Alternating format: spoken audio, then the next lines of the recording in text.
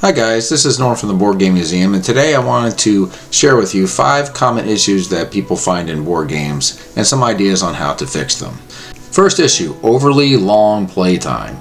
These are games that typically take a very long time to play. It can take hours, and a lot of times it can seem that the game is just dragging on.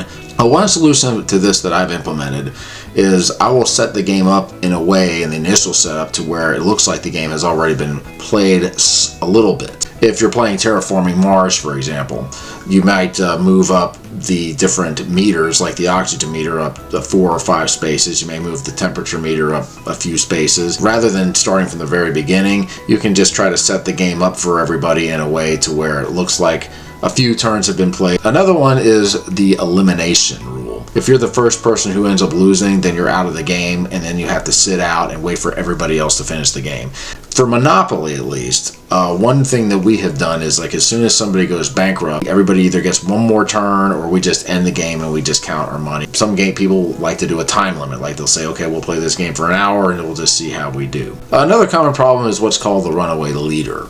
Now, what that means is that somebody's going to go ahead and get ahead, and they're going to end up just being impossible to catch up with because they're just getting further and further ahead. You just want to try to find a way to give the people who are behind a little boost, or try to limit the leader a little bit just to keep them from just blasting ahead so far. Another one is unbalanced gameplay. Now, typically this can happen with cards that you're playing, like you've got cards or characters that are just way more powerful than the other ones. If there's a card in there or something that's just way too strong, you can either eliminate it or you can just change the power of the card to make it more fair. Another one is luck.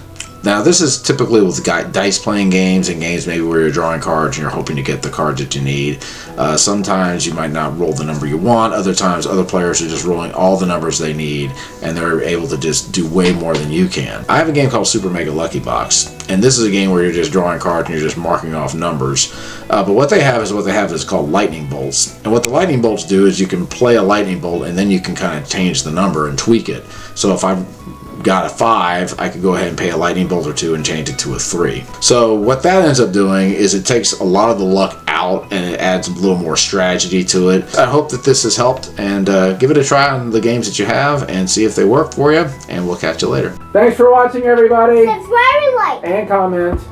And Click and share. share. And have fun. Have a lot of fun. That's what you gotta do.